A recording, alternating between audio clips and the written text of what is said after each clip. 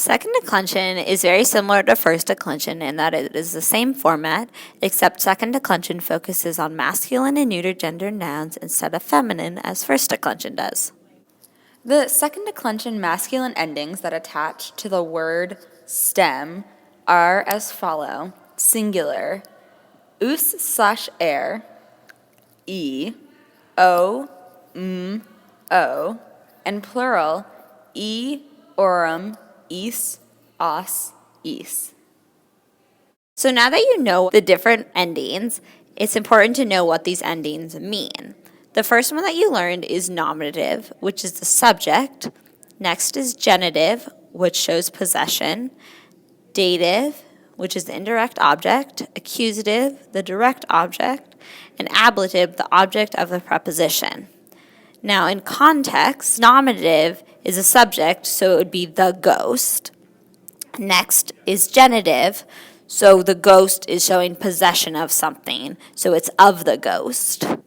And then dative would be to or for the ghost. Accusative, you need something before that because it's the direct object, so it's receiving the action. So it would be scares the ghost. And then ablative is preposition, so it's from, within, or by the ghost. It's important to note the difference between nominative and accusative in a sentence. Whether the noun is doing the verb is the nominative, and if it's receiving the action of the verb, it's accusative. Now that we've practiced and learned the different forms, you will now go to the attached Quizlet and practice matching up the form with the English example. Now, putting these declensions into action can be pretty tricky, so we're going to talk about word order. Latin is a language that doesn't rely on word order, unlike English, where if you switch any word in the sentence, it can make the meaning of the sentence completely different. Latin relies on the endings of the words rather than the order that the words are in. However, there's still an order that they are typically in when you are looking at sentences that you'll be seeing in your workbooks or in translations that you'll be doing. So let's just go through what the order will be. So first you're going to have your subject, which is going to be the focus of the sentence. That is also going to have your nominative ending. Then you're going to have the indirect object, which is the dative form, so that's giving or sending something. Then you're going to have the direct object, which receives the verb, so that's your accusative ending. So make sure that you are not mixing up your nominative and your accusative when you're looking at the word order of a sentence in Latin. And then you're going to have adverbs, maybe. Those are just adjectives that tell you how the verb is being done. So like something that is done easily. And then at the very end, you're going to have your verb.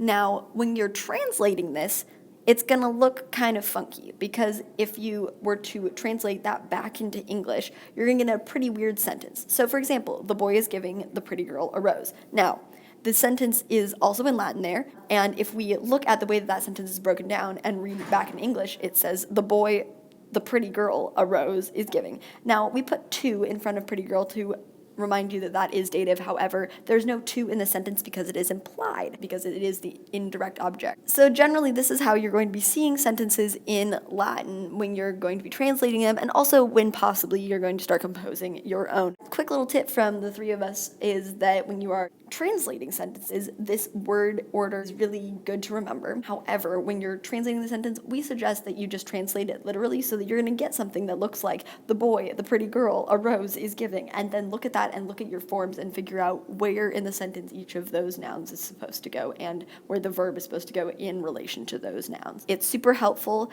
and it makes sure that you know what each of the words mean and then figure out what order they go in. We found it super helpful when we've been translating things over our past 4 years of Latin. An appositive is a noun that is positioned next to another noun as an explanatory equivalent.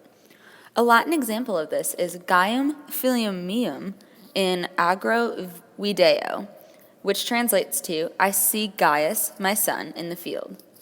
In this case, the appositive is the interrupter filium meum, or my son. Nouns and apposition generally agree in case, which they always do, number, which they usually do, gender, which is also usual, and they are usually separated from preceding nouns by commas. Here are some appositive examples.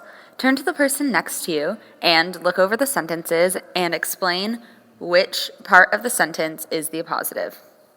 To conclude this lesson, you will now go and practice the vocab from this unit, which is all generally second declension.